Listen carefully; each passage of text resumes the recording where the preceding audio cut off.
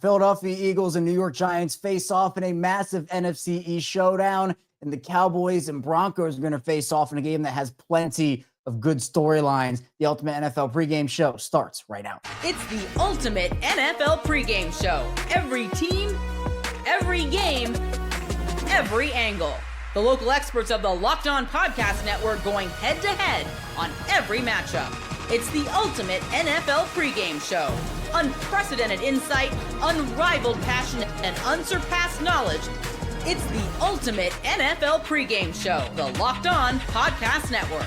Your team every day. Week 8 in the NFL is officially here, and we've got everything you need to know heading into the weekend from the local experts across the Locked On Podcast Network. I'm your host, Kevin Oestreicher. I'm the host of Locked On Ravens and one of the many NFL experts here on our network, the Locked On Podcast Network. And from the primetime game of the Steelers and the Packers to the big 4 o'clock matchup between the Cowboys and the Broncos to why that Giants and Eagles NFC East matchup is going to be an incredible game. We're going to go game by game to make you the most informed fan for game day. Again, week 8 in the NFL. We're almost halfway through the season, which is absolutely unbelievable. And thank you so much for being here today on the Ultimate NFL Pre-Game Show. Want to tell everyone that today's episode of the Ultimate NFL Pre-Game Show is brought to you by Mazda. Like our players, we sweat every detail because when you make every move count, pulling off the unexpected is only the beginning. Stay tuned later for highlights in this week's Moving the Game Forward, Mazda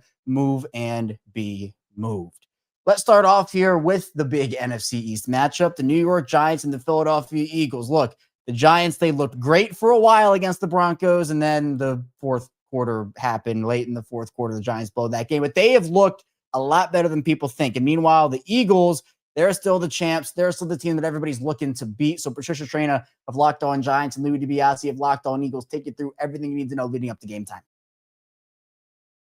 All right, wrapping up crossover Thursday, Locked On Eagles and Locked On Giants. Thanks so much for making us your first listen each and every day. Also, by the way, guys, make sure your second listen of the day is the Locked On NFL podcast. You got in the morning Tyler the Madman Rowland giving you a shot of espresso to start your football day, while Tony Wiggins takes you into the barbershop for the smoothest breakdowns to end the day. Find Locked On NFL on YouTube or wherever you listen to podcasts. All right, Patricia, the Giants got a big win against the Eagles a couple weeks ago on prime time. If they're going to do it again, and like you said, they have not swept the Eagles, and that's a crazy stat since 2007 when they won that first Super Bowl in the Tom Coughlin, Eli Manning era. If they're going to do that, take down the Eagles and Kelly Green, which they're 4-0 in the vintage 90s jerseys. If they're going to do that, what would you say are like the 3 main keys to victory for New York? Well, I'm going to go back to the running game, stopping the run. Now, the Eagles, they have rushed for less than 75 yards, I believe, 3 times. They are 1-2 this season when they have done that. So, obviously, stop the run, make them one-dimensional. Now, I admitted in the last segment, I talked about how the Giants' defensive secondary is banged up. In addition to maybe not having Paulson and Debo, they may not have Javon Holland, but Dane Belton is going to fill in if that's the case. And Belton last week was pretty good, underrated, but very good. So give them the opportunity, the Giants, give them the opportunity. If you can stop the run, get after the quarterback. I mean, it's basic football 101, but if they can do that and just get the Giants' defensive secondary to hold the coverage just long enough, maybe, just maybe, they can get some pressure on Jalen Hurts and force him to do some things that maybe he doesn't want to do. So that would be my first one. The second one, just real quick, the Eagles, I know, have had some struggles at cornerback, the second cornerback. Jackson, Ringo, and Bennett have combined, this per NFL Plus, by the way, they have combined to allow receivers 7.9 yards per pass target. So I'm curious to see what the Eagles do there. Are they going to maybe move Cooper DeJean over there? Or, who's going to come back? Quinton Mitchell, you said he's coming back. He's going to obviously take care of one side, but who's going to be on that other side and slow down, the Giants passing attack, which is not, lethal, but it can hurt you if you're not careful. I'm glad you mentioned that because they were really bad against the Giants. Keely Ringo and Adoree Jackson both had to be on the field because Quinton Mitchell went down with that hamstring injury. I think you actually kind of hit it with the Cooper DeJean playing outside idea. I think they will run, especially with Nakobe Dean coming back from injury at linebacker. They have 3 really good linebackers they want on the field now at the same time. Zach Bond, rookie Jahad Campbell, Nakobe Dean. Obviously, if the Giants are running a lot of 3 receiver sets and spreading you out, you can't have that base package out there all the time. But considering New York doesn't have 3 wide receivers to be completely terrified of, I think you could see the Eagles playing a little bit bigger personnel-wise on defense, where Cooper DeJean does move to the outside and you have those 3 linebackers out there. So that is an interesting thing to bring up. And is there a third key to victory? Yeah, I would say the Giants are probably going to use a lot of 12 personnel. Like I said, the tight ends have stepped up for the Giants. Yeah. I don't know what took them so long, to finally get the tight ends involved, but they have, and they've been very, very productive. Theo Johnson, Daniel Bellinger. Bellinger has dropped, well, not dropped, but he's got one pass that he didn't haul in, and I think that pass was not on the money. But they're a very underrated part of the game. And, look, if the Eagles are bringing back size, with Brandon Graham, and they're getting back some healthy bodies, Jalen Carter, you want to kind of match size with size and strength with strength. So I wouldn't be surprised if we see a lot of 12 personnel from the Giants. Yeah, no, I totally agree. That's going to be probably a size on size matchup to watch on Sunday. For me, for the Eagles, the 3 keys to victory, the one I already talked about, and I think it's worth saying again, I think it's the most important part of this game. If you can get Jackson Dart down on the ground off that initial pressure, if you can keep him inside the pocket, not that he's a limited pocket passer by any means, but I think he does his best damage on the run when he's moving outside the numbers. If you can keep him inside the pocket, contain, you have much better rushing lanes, angles that you're going to take against Dart than you did on Thursday Night Football. I think that's the number one key. And then for me as well, on the offensive side of the football, find a quick passing game rhythm. Get the ball out quick, find easy yards to A.J. Brown, Devontae Smith, Dallas Goedert, because I still, you mentioned the Saquon Barkley breakout game eventually happening, and I don't think Saquon has shown that he physically is slowing down at all. I think it's an offensive line issue, but I don't think that's going to get much better in this game because Cam Jurgens, their starting center, likely will not play. So how do you find those easy yards? You can't just rely on the deep ball like you did against Minnesota every single play to save you. Find the quick passing game, get on the move, RPOs, play action, get Jalen Hurts outside the pocket, moving pockets. I think that's important because the Eagles are not normally a very good football team playing behind the sticks, second and long, third and long.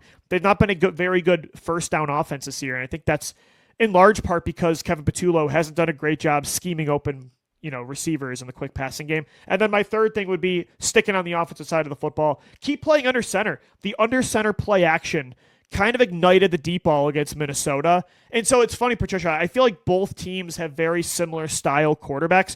Dart says he tries to emulate his game off of Jalen Hurts, so it's not very shocking. So I do think the game plan could be similar for both teams, and it's going to be a fascinating game to watch.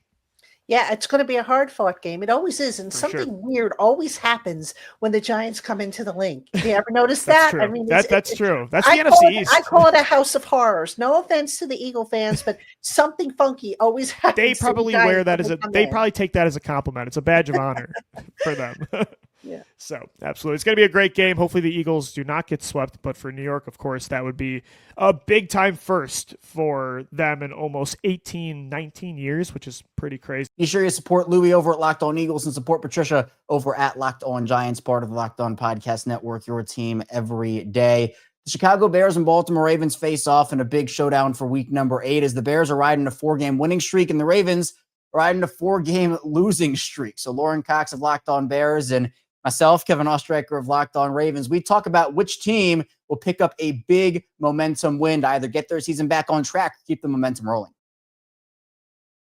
Continuing on this crossover Thursday, it is Locked On Ravens and Locked On Bears. Kevin Ostreicher and Lauren Cox still diving into everything you need to know heading into this Week 8 showdown. I want to again remind everyone that today's crossover Thursday is presented by PrizePicks. Download the PrizePicks app today and use code LOCKEDONNFL to get $50 in lineups after you play your first $5 lineup. Lauren, we've talked about some big stories. We've talked about some big matchups, but there are paths to victory that both these teams can take to get the job done. The Bears hoping to extend their win streak to 5. The Ravens hoping to get back on track. They need to win almost every game remaining in this season to try to make a run at the playoffs.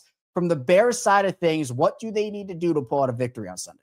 Yeah, I think the thing I'm watching for the most there is how much the Bears do or don't get in their own way. That's really been the biggest concern along this winning streak, which is, I know it feels like a luxury to say when you're on the losing streak over there, but like, if you bear with me, that like it has felt like the closest the Bears have come to losing in this time is when they've stopped themselves more than opponents really stopping them. And that's where I still am not fully confident in this team even beating the Baltimore Ravens on Sunday, because it's penalties, it's miscommunication between quarterback and receiver, and it's just little things that you would like to see a team have cleaned up by week 6, week 7, week 8 in the NFL, like this time of year.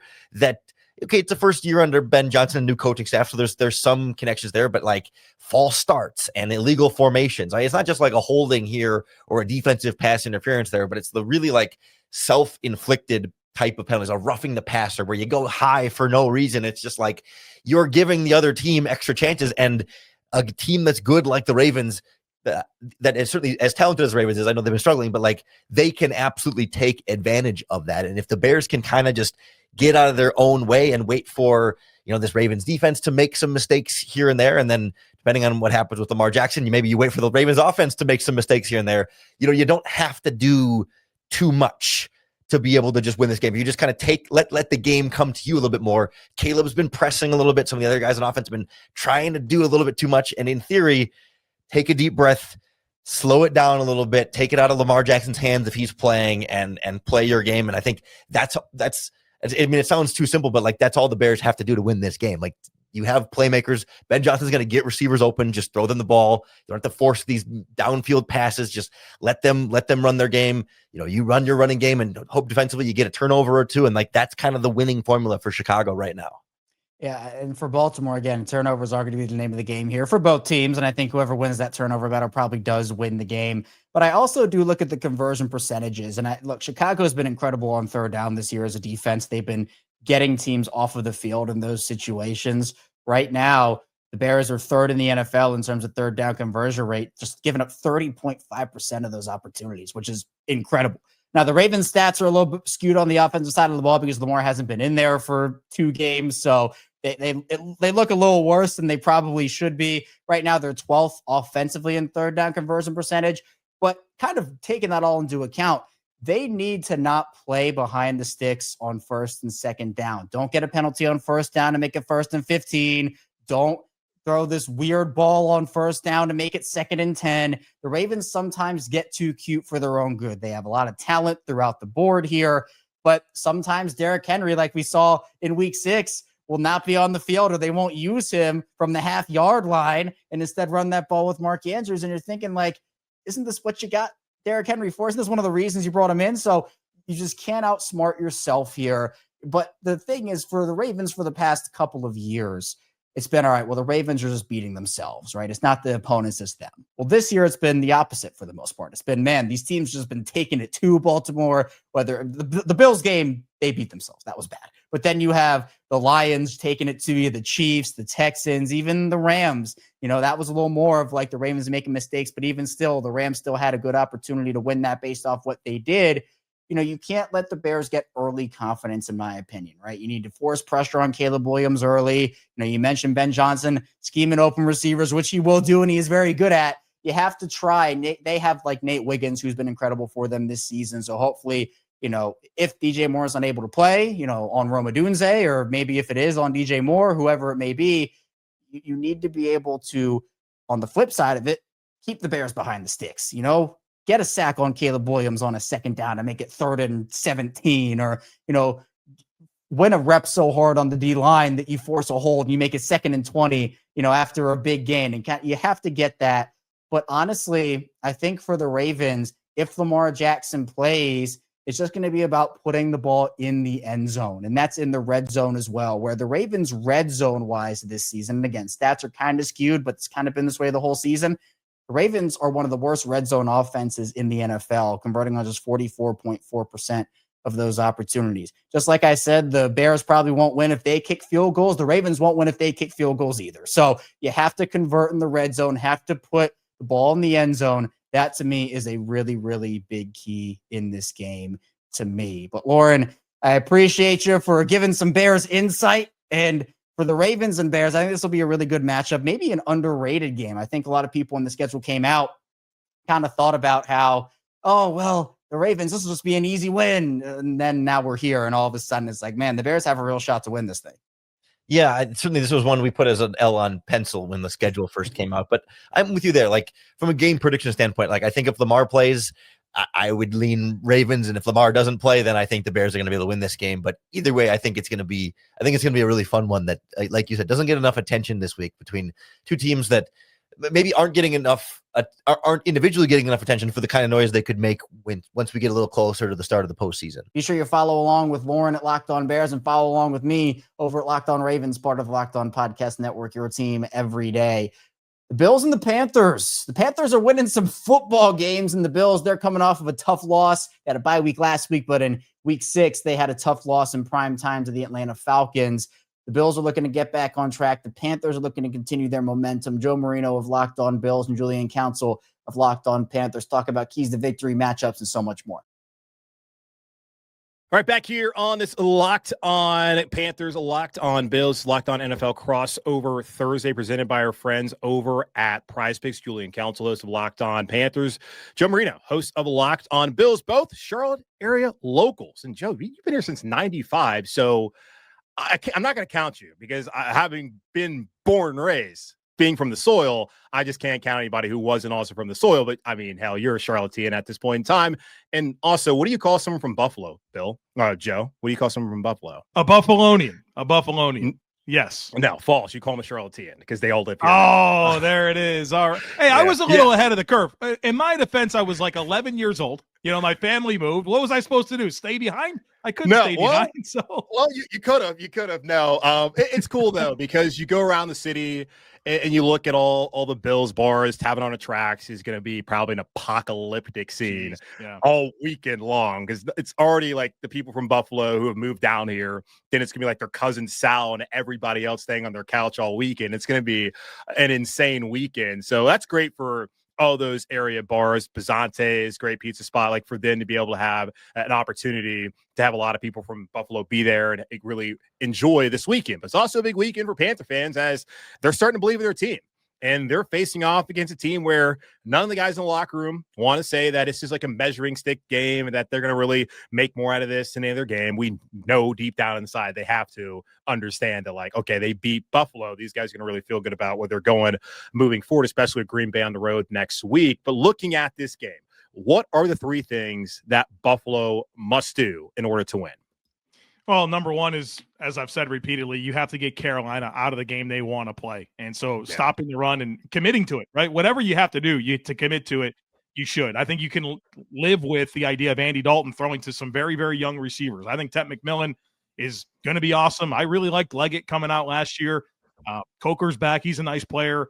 But ultimately, it's a quarterback that the NFL has said no to as a starter against a very, very young group of receivers. Stop the run and live with it. If Andy Dalton is able to hit some throws against the run, you cannot just get gashed for 60 minutes in this football game. And I think the other side of that and getting Carolina out of the style of game they want to play is you have to aggressively chase points offensively. The best way you can help your defense is to score. And you have Josh Allen and you have James Cook, and that should be a good recipe and a good offensive line for scoring points. So that's number one. Get Carolina out of the game they want to play. Number 2, the Bills have to have the right pass rush plan. I think the Panthers have a good offensive line, but Andy Dalton, heat them up, blitz, do whatever you have to do. You have Joey Bosa and Ed Oliver and Greg Rousseau, and you get Michael Hoyt back, and Deion Walker looks like a good rookie. You got to be able to affect Andy Dalton and not allow him to have comfort back there, finding that space in the Bills' zone coverage, which has been very kind at allowing space. And then number 3, one of the underrated storylines here is Joe Brady going back against Carolina. We know he was kind of that fall guy in year 2 of that rule. I'm not really sure why he got fired, and he probably doesn't know either. And, this is probably a big revenge game for him. We saw Dennis Allen and how much it meant for him as the defensive coordinator for Chicago going up against the Saints last week, or Mike Vrabel against Tennessee. Now, this is Joe Brady's opportunity to, maybe make a statement here for his dismissal. And I think he's got a good opportunity here to work the passing game to attack the second level of the Panthers defense, where Christian Roseboom, Trevin Wallace at linebacker, Chow Smith-Wade at slot corner. I think those are some matchups where the Bills can use their tight ends, running backs, and slot receivers, which is the best part of their passing game, to kind of go after some of those matchups and see what type of success you can have throwing the football and really targeting those second-level players. So it's getting Carolina out of the script they want.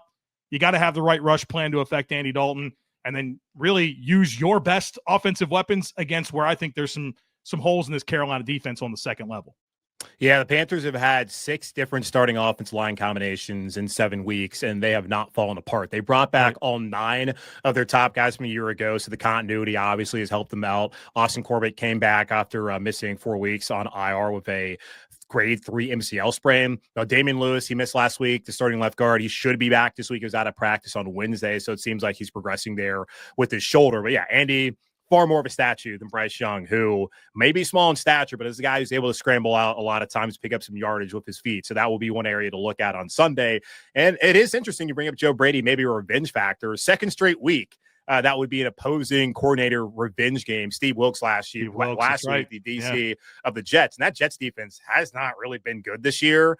And they played their ass off last week. Now, that might have been a lot about the Panthers' offense and where it's at with the passing game when Bryce is in there, but still, they came out and played well. So we'll see with Joe Brady. And it is interesting because he was then replaced by Jeff Nixon, who is up in New York as well as the OC for Fran Brown at Syracuse. So both those guys in the state of New York as OCs, one still in the NFL, the other one not in the NFL. And yeah, Matt Rule did him dirty, had the bye week, and then didn't fire him until that Sunday, had him out there all week working. Just what was that? Just the fall guy? Like, when you think back on that, because this has been a topic in the Bills world lately. What do you remember? It felt like this was firing somebody just to fire somebody because things weren't going well under Matt Rule, and they gave him, they sold their soul to get him as their coach. Yeah, and the interesting thing too is like that was a splashy name in the college cycle because LSU had signed him to like a new deal where he couldn't go like take another job. It had to be like a head coaching job. He's going to leave there, and he came up here, and everyone was excited. Which I mean, it was awesome. We all know about that 2019 team with Joe Burrow, Jamar Chase, Justin Jefferson, what those guys have become and what they were. So with Joe, the one thing about him when he came here that I always caution people was he wasn't calling the plays there at LSU. That was Steve Ensminger. Yes, on third down, he might say, hey, Steve, this would work. He was coaching those wide receivers, so give him a lot of credit there.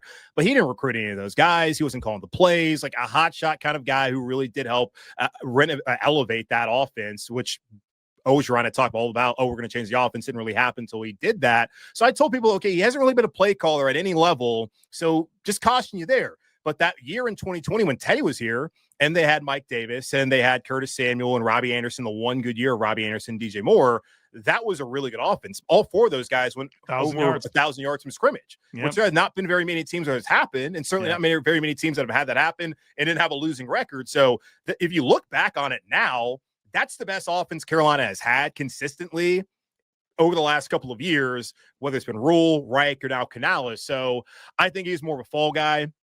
I also think that maybe he was a little bit too early for him to have that job, and just the status of the roster, offensive line injuries, just talent leaving. I just don't think it was ever a great position for him. And I also think maybe it was a little bit too early for him. Fun, quick story before we get your keys for Carolina.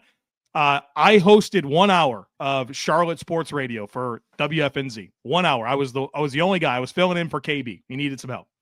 And I get in there 10 minutes before I go live. I've never done this before. I've never hosted. I've been a guest. I've been in the studio, but never was the guy. 10 minutes before I start, I have all my notes ready to go. The Panthers hire Joe Brady to be their offensive coordinator. 10 minutes after I close, Luke Kuechly retires. I'm like, this is a signature moment in the history of Charlotte sports, and I'm the guy that has to get through it. I'm like, boy, I don't think I'm the guy for this, but that was a whirlwind of a moment. But yeah, that was that whole offseason was insane because I mean Cam Newton is given the option to seek a trade or whatever, that all that mess. So crazy. Yeah, crazy things have changed over the last couple of years. But yeah, Joe Brady, happy to see he's having success. One of those things I just thought maybe a little bit too early for him, and then the whole Matt Rule of it all, that was probably a big issue as well, obviously. But as far as the Panthers, what they need to do, their keys, number one, if you're here in Charlotte, drive over to Park Road Shopping Center, go to Onward Reserve. They have a hat there that says "Run the damn ball." That's what Carolina needs to do in this game against what has been a bad statistically run defense for the Bills so far. Contain. You're not going to stop him, but contain Josh Allen. Was looking over at the numbers. He's first in offensive scramble EPA. Not really surprising. So you got to find a way to contain him, not allow him to extend some of these plays. He's an outstanding player. And then number 3, forced turnovers. The Bills have turned the ball over 6 times their last 3 games. And Carolina is not high up there in havoc rate, which means tackles for loss, forced fumbles, interceptions, all of that.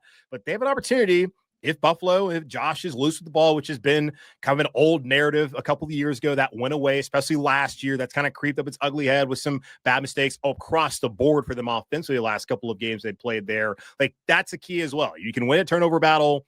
Really, in general, in football across all levels, you typically will win the game. So run the damn ball, contain Josh Allen, and force turnovers. I don't know if you're going to give a pick here, but the Bills are 7.5-point road favorites. Going to put that one in quotations because I don't think it's going to be a road environment at all for Buffalo on Sunday here in Charlotte. Just any final thoughts or prediction? Maybe say that for Friday. What do you got for me, Joe? I'll save my prediction for my last show of the week. Yeah, but I will say I think you've highlighted the right stuff. And from the Bills' perspective, that's got to be the stuff they've been thinking about all bye week long. How do we make sure that we don't get mistake prone on offense? How do we stop the run on defense? And so I think we'll find out how useful that bye week was for the Bills. But until they prove they've corrected some of that stuff, Carolina's got to come out and challenge it. Yeah, absolutely. And a couple weeks ago, I had this one chalked up as a loss. I would still favor Buffalo at this point in time because I do think they are a better team. They certainly have a massive advantage at quarterback. And we'll see how it plays out. But I do think that Carolina could win this game because of the emergence of Rico Dowdle, Chuba Hubbard now being healthy, the way the offensive line has been able to maintain the standard despite all of the changes and all the injuries. I think they can win this game. I don't necessarily want to pick them at this point in time, but I do think, and you kind of said at the top of the show, like, this is a more interesting game than we thought it was going to be.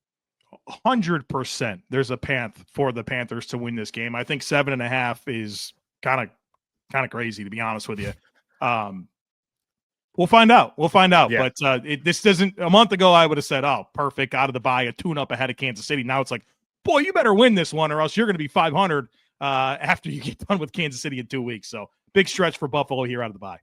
Yeah, and I don't know where the line opened up, but Vegas is not loving Carolina. They had them open up as underdogs at New York last week before they became favorites. So maybe Vegas will turn things around for as far as their perspective on the Panthers if they get this win. And of course, big game for them to show who they really are and how good they actually are this season, as next week they go to Lambeau and they're not the best road team. So this is a big one to get at home. Joe is over at Locked On Bills and Julian's over at Locked On Panthers, part of the Locked On Podcast Network, your team every day. The Cleveland Browns and New England Patriots, man, that Patriots team is looking good right now. AFC East leading, I might add, New England Patriots. Drake May has this team humming. And for the Browns, they picked up a win over the Dolphins, and it's in a game where they had started dominance early and just ran the Dolphins out of the stadium. So Spencer German of Locked On Browns, Nick Cattles of Locked On Patriots talk about which team coming off a big win will continue their big momentum. All right, so some of these crossover episodes have a prediction at the end. I don't believe in it. I don't do it. I wait until Friday to give my prediction.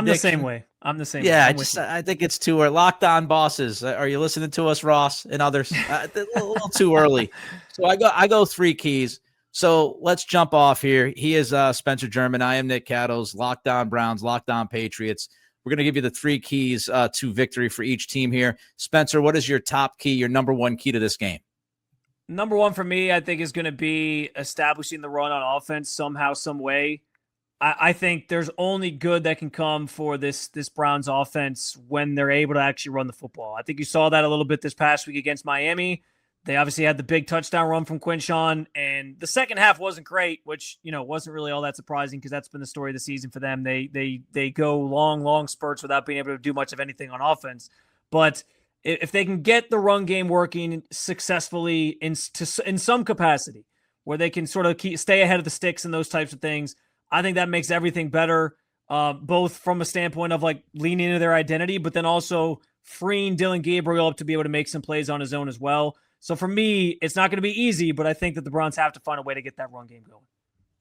That was my first key as well, is the Patriots need to limit Quinshon Judkins and continue to do what you've been doing against the run. The Patriots have yet to give up a 50-yard rusher this season, which is kind of bananas. Wow. And they've had some good offenses they've played against as far as running the football. James Cook in Buffalo, they stopped him. The combination of Chuba Hubbard and Rico Dowdle in Carolina, they stopped those guys as well. So I think the run defense is the legit part of this defense that I have totally bought in. They've done it each and every week. So keep doing that and put this football game into Dillon Gabriel's hands. My second key is keep taking care of the football. It's so simple and fundamental, but the Patriots, the last time they lost was against Pittsburgh, and they turned the football over 5 times at Gillette.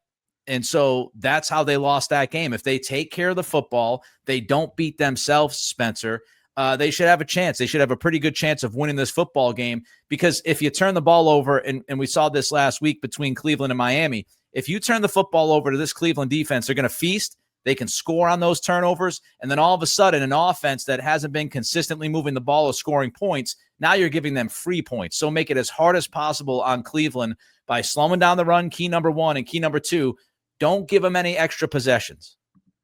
Yeah, it's a really good point. The part of the reason the Browns made the switch to Dillon Gabriel when they did was because I just think Kevin Stefanski sort of ran out of patience for Joe Flacco in terms of not protecting the football. That was costing them so much those first 4 weeks.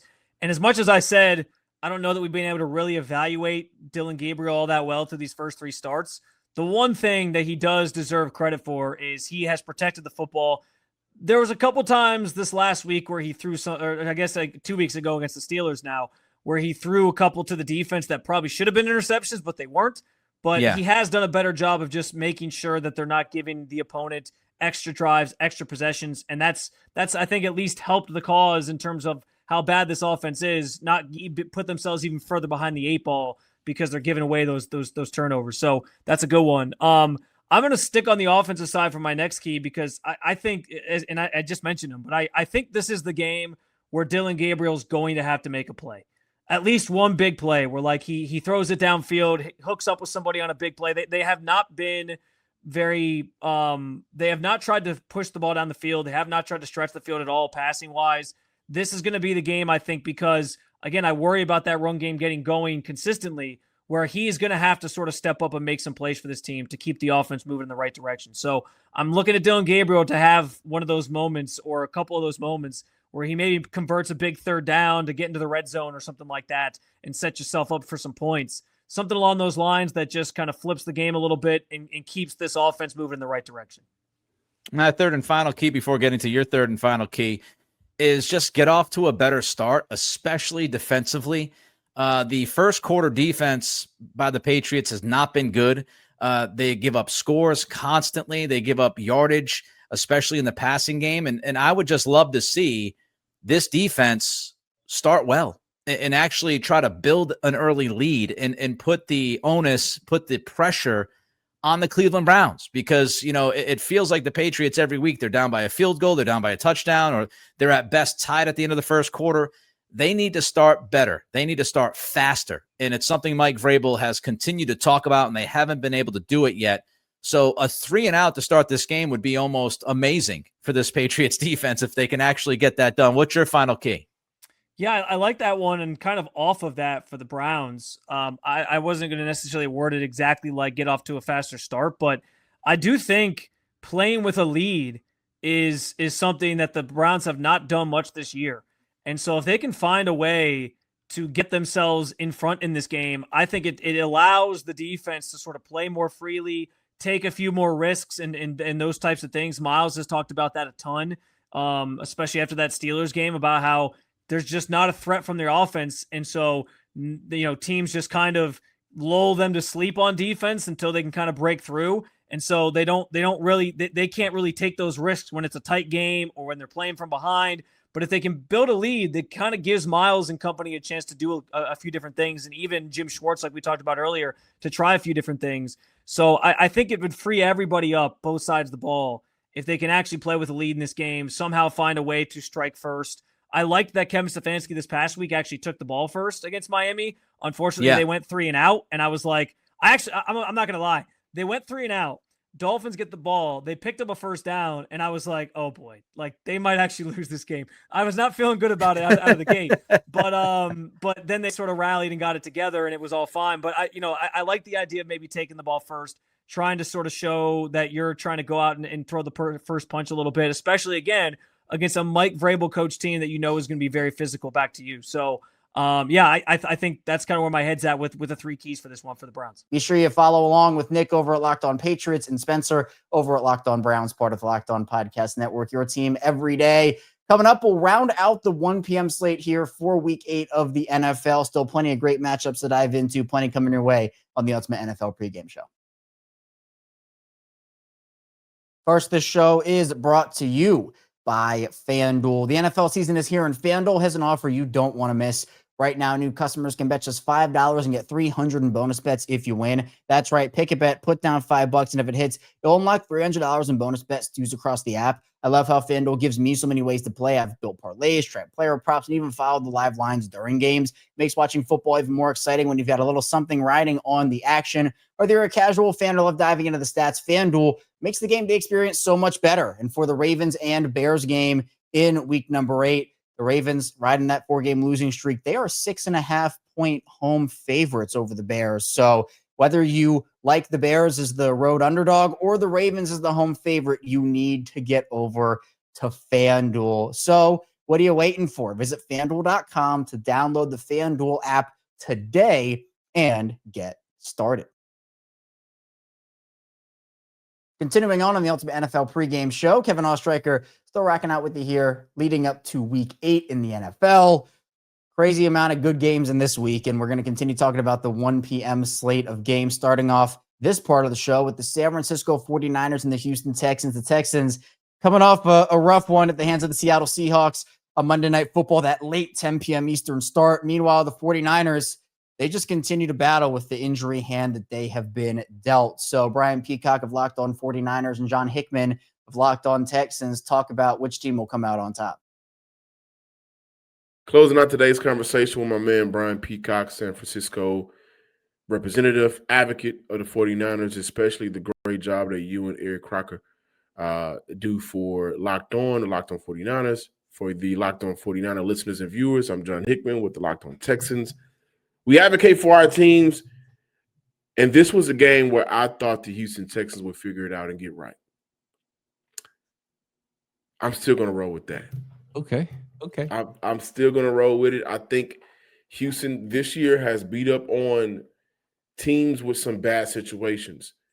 San Francisco is a damn good team, coached well from top to bottom.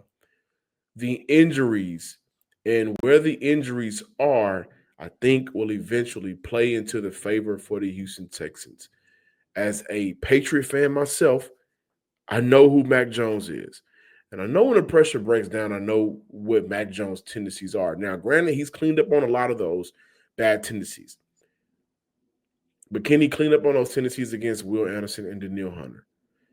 And how Houston has been doing a very good job of limiting quarterbacks once they get to the red zone, which is an area I think you guys are one of the worst in right now. It's struggled in the red zone. I think it's us. I think it's the Texans and 49ers. Might be, yeah. Good job getting to the red zone. Not as good once you get there. Right. And one thing, since you know Mac Jones well, I think the biggest thing is you see the difference between Mac Jones having an offensive coordinator who's actually a defensive coordinator, and then having maybe one of the best offensive coordinators in the NFL, and how different a player can look in those scenarios. You talk about the Sam Darnolds, and he's in just a no-win situation, a place where every quarterback stinks, and he starts getting better coaching on better teams. And lo and behold, he starts to look better. And I think that is the story with Mac Jones. He's going to reflect his environment, I think, quite a bit as a quarterback right now, and having a good coach and a good system is very helpful for a guy like that. That's a bleak picture, and that's why. And you might, reading your face and your reaction, you might have had a different thought than me about that when I said that I thought this game might be a game where I'd take the under. Like, I don't think there's a lot of points potentially being scored. Did no, you? I agree. Oh, you do agree? Okay, I wasn't sure. Maybe I don't agree with that one. I agree. I think so. When I look at what the defense did for Houston against Seattle, of course, Jackson Smith and Njigba did a great job. Over 100 yards, a TD again, 3 weeks in a row. Nobody else hurt Houston. But you also look at how great Houston's defense played. There was a stretch where after Seattle went up 14-0, there was a stretch where they only, I think in 6 drives, 130 yards, a blocked field goal, and 2 field goals. They also, again, created those turnovers, sack, strip, fumble, touchdown from Will Anderson, 2 interceptions. The Houston Texans defense is built to play not only with a lead, which they rarely have, but they're built to play to keep themselves in the game. It seems like as the game goes by, their instincts kick in and they make more and more plays. Well, San Fran doesn't have a JSN right now. Shout out to Kendrick Bourne. He's playing some good football for you guys. CMC, I think, is top 10 in receiving yards in the NFL. Still a playmaker. Still an X factor out of the backfield. You guys have utilized them well. But for the Houston Texans, they do a good job of keeping everything in front of them for the most part defensively because of the pressure that they create from their front forward, and then also when they send Jalen Petrie on the blitz. I think that's going to just play in the favor of Houston's ability to, even if they allow a 15-yard pass, once they get to that red zone and the field shrinks for the opposing offense, and in this case, San Fran, then they play even more lights out. So that's why I think it'll be a low-scoring game, and I think that the defense will do everything in their power to give the ball back to Houston's offense to score points. And I don't think the 49ers are going to be able to run the ball like they did last week against the Falcons. They might still be able to run the ball, but it's not going to be, if it's more like the 3.5 yards per carry the Texans are giving up, well, that just happens to be what Christian McCaffrey's averaging this year, 3.5 yards per carry on the ground. So if it's that type of game, and you can get Mac Jones into those 3rd and long situations, and then now you have that pass rush and Will Anderson and Danielle Hunter and everybody coming after you. That's why it could be a difficult matchup for the 49ers if the Texans are able to do that. And I think as a defense, they're going to be able to do a lot of that because they're a very good unit. But on the other side, we've seen the struggles of the Texans, and so the big question becomes the X factor is passing game, offense. CJ Stroud is CJ Stroud going to be a laser show, and CJ Stroud's throwing the ball over the place because I think the 49ers' strength is stopping the run. And so on both sides of the ball, it comes down to, we've got 3rd and 8. Who's going to make a play? Which quarterback is going to make the plays, right? And I think that's what it'll come down to. I am a little bit surprised though that the Texans are favored as a 2-4 team against a 5-2 team, and the Texans are favored by 1.5 points coming into this one. Although you talk about being an advocate, I've been wrong about the 49ers most games this year because when I think they're good, they're not. When I think it's this injury is too much, the Falcons are probably going to win this one, man. You're going to overcome, and I've been wrong. So you talk about being an advocate, I just been wrong. Yeah, I'm not an advocate. I don't know what to think anymore. And I thought the line was wrong last week because the Niners were favored, and then late money came in on the Falcons as I expected. I think some late money is going to come in on the 49ers in this one because I think this is a little strange that the Texans are actually favored in this game based on the records and based on how these teams are playing, even with all the injuries with the 49ers. And I do like the Niners low-scoring game by 3 here. It's something like, one of those 18-15 games, some field goals. And that's how I envision this thing going down Sunday. I am going to go Texans by 3, 13-10. Ooh. Grind it out game. I think both quarterbacks will both offenses find a way to get into the red zone. And again, Houston will be without Nico Collins. He's in concussion protocol. I don't see him playing. No Christian Kirk. So Houston is down to the 2 rookies that hadn't got a lot of targets in the first place. But Dalton Schultz, is still available. And this is a game where I think CJ Stroud will either make or break the season. Not his career, but the season for the Houston Texans to get them to 3-5, respectable, and still in play for that 7 seed wild card spot in the AFC. Sounds good. Yeah, it's gonna be a fun one. I can't wait, and it's gonna be. You know what? Last thing, X factor. Advantage Shanahan knowing DeMeco Ryans so well as far as X's and O's goes. I think that could be something that you put on the San Francisco 49ers side just because of knowledge And I'm going to lean to Shanahan whenever there's one of those matchups. And Shanahan's usually really good against McVay. He was good against the Falcons, who he's very familiar with guys and the coaching and how a person runs their team. That's usually an advantage, Kyle Shanahan, which might be that extra 3 points the Niners need to win this. Man, it's going to be – I don't think it's going to be a fun one. I think it'll be a hard one. Yeah, right. I think it's going to be a hard game, and hopefully Houston pulls it out for my Texas fans. And, of course, for you guys across the bay, San Fran, I know you're hoping that you guys pull it out as well. You'll go to 6-2 on the season, which bodes well for the season you guys are having with the injuries. It just speaks to the culture and the coaching. Check out John over at Locked On Texans and check out Brian over at Locked On 49ers, part of Locked On Podcast Network, your team every day. The Cincinnati Bengals, Joe Flacco, he led them to the promised land against the Pittsburgh Steelers on Thursday Night Football. Joe still has it, and he's a former Jets quarterback. That's the team they're going up against. And the Jets right now are struggling. Their quarterback situation is in shambles. They're looking to be sellers at the trade deadline right now. Tough right there in New York for the moment. But John Butchko of Locked On Jets and James Rapien of Locked On Bengals talk about if the Jets can get back on track, or if the Bengals continue picking up some big wins. All right, let's get into we've hit on it a little bit. This Jets path to victory. What do the Jets need to do to get Aaron Glenn his first win and get him maybe a Gatorade bath or a game ball at Paycor Stadium on Sunday? I have three things that I think the Jets need to do. Number one is don't forget you're allowed to run the football. And I say that somewhat sarcastically because the second half of the game against Carolina, Tyrod Taylor's in there. You have your backup quarterback who got none of the first team reps all week. You have the receiver group I described where you have Josh Reynolds, Tyler Johnson, Arian Smith, and Alan Lazard out there. And the Jets ran the ball 4 times in the entire second half of a close game. And that's even exaggerating it because 2 of the 4 runs were Tyrod Taylor scrambles. The Jets completely abandoned the run game in the second half, and it did not make a lot of sense. You have a quality running back in Breece Hall. The number 2 guy is Isaiah Davis, who was a late-round pick a year ago.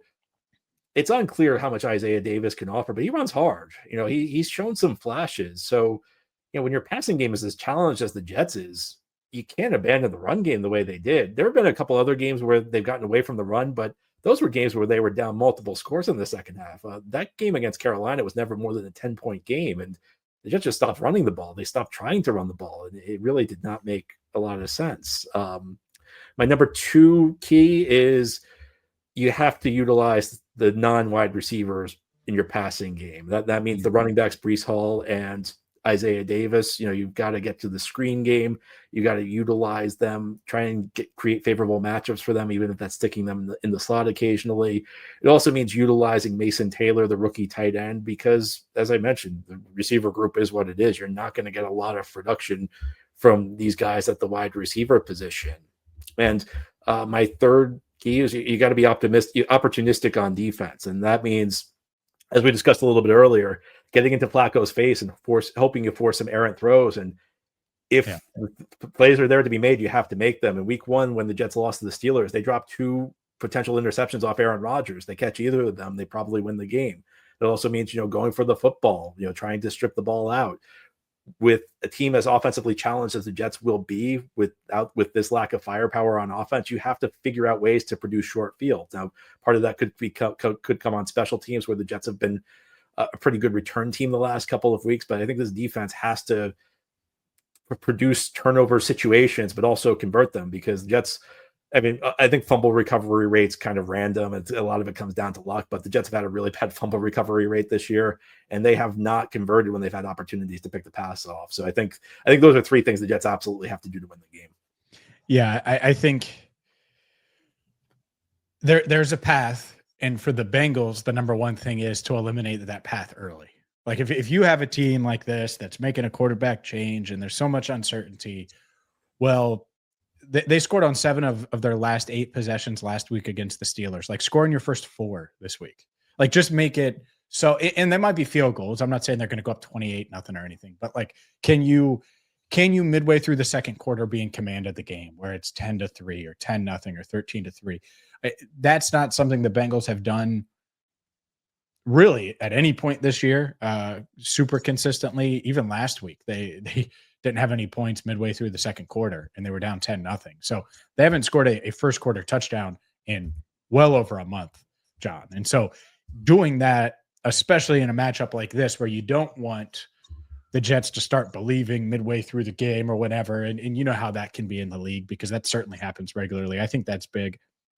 And then outside of that, I think it's two things. It's one, on offense, can you continue to be explosive on the run game? They had runs of 37 yards and 28 yards last week from Chase Brown. He averaged over 9 yards a carry. He's not going to do that every week. I get that. But a couple of explosive runs go a long way toward opening things up. And now you have to account for the run. You have to think about Chase Brown. And, well, there's that guy named Jamar Chase on one side, T. Higgins on the other. And that just gives Joe Flacco a lot of answers to the test. And so the explosive run part of it, not just running it effectively, but being explosive a couple of times a game, I think is big. And then the third one, and you hinted at it last segment, is Trey Hendrickson. One, you need Trey. Two, you got to get pressure on Tyrod Taylor. You got to make him uncomfortable. You got to make sure that he doesn't have all day to throw. Aaron Rodgers had 8.6 seconds to throw on his first touchdown pass last week. 8.6 seconds. Like, I don't care if it's Tyrod Taylor. Even Justin Fields. It doesn't matter who it is. If you give him 8.6 seconds, at some point he's going to find someone and make a play. And that's a huge factor here, is this pass rush. And it's going to be a huge topic, not just Sunday, but moving forward. But can they be steady, be consistent? They didn't have Trey Hendrickson last week. They're hopeful this week. But regardless, Trey, no Trey, you can't give Taylor 8+ seconds to throw. Yeah, I think you hit the nail on the head on all of your points, James. I think especially the one about, can the Bengals take control of this game early? Because, as you know, it's a cliche, any given Sunday. The Jets may be 0-7, but in 4 of the games, they were right there. The 4 of the games could have swung on one play. And, so much about one score games sometimes comes down to a lucky break. If you let a team like the Jets stay in, eventually they're going to steal a game. And I know a lot of Jets fans are cynical now. You hear a lot of talk about how they're going to go 0-17. I don't think they're going to go 0-17. I think at one point a close game is going to swing their way. So, when you have a chance to get a team like the Jets down, you have to take it. If you let them hang around, that could be the week where they finally pull one out in the last minute. Yeah, no doubt. And that's it. That's what it is. I mean, from a Bengals perspective, I said it last week. It's a must win.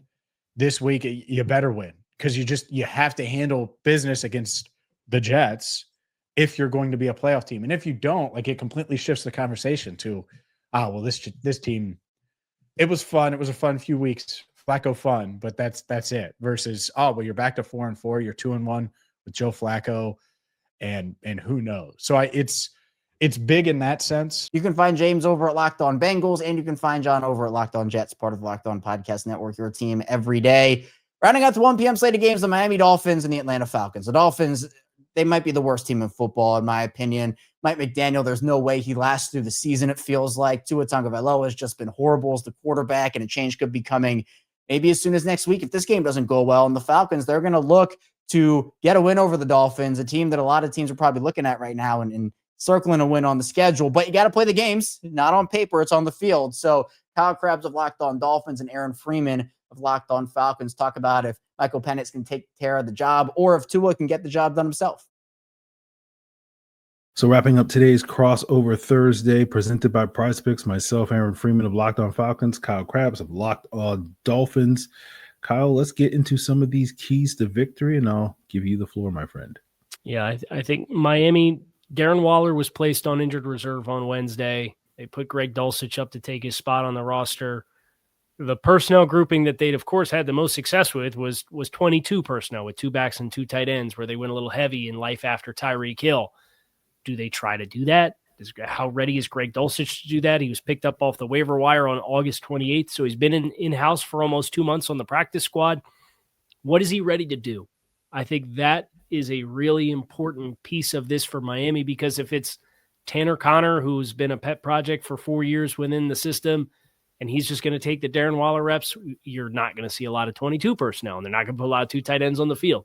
So that for me is the first one that stands out, is What do you do to get more size and athleticism on? Because when you've been at your best, it's when you've been able to present size challenges and maybe put teams into base or put teams into nickel. And then if they stay in nickel, then you could try to big boy them.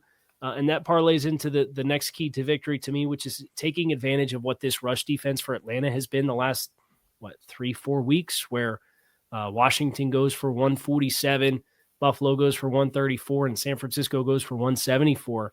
Miami has too often, for a team that's run by a coach that has a run game coordinator background, not been invested enough in finding and sustaining that success.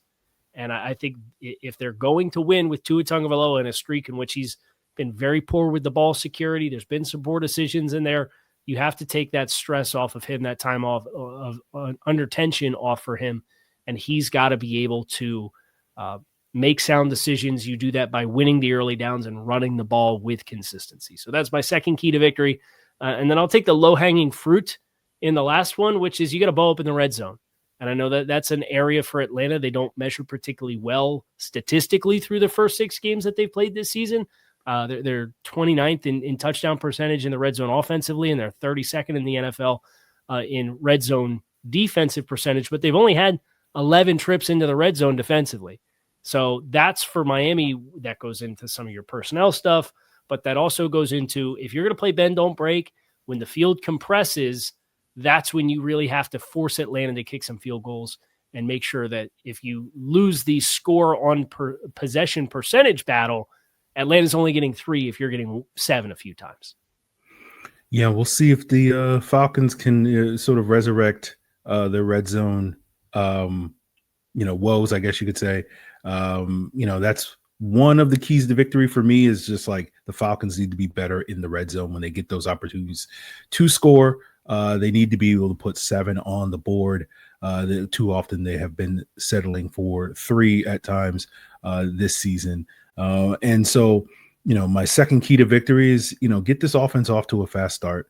And I think this week that means a commitment to running the football with Bijan Robinson and trying to get him going. This offense's foundation, their identity is, the Bijan-driven offense.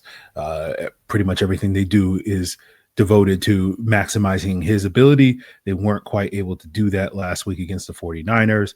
And so I expect them to make a commitment to doing that this week against the Dolphins. And as we've already discussed, that should lead to some success or great success for this Falcons offense.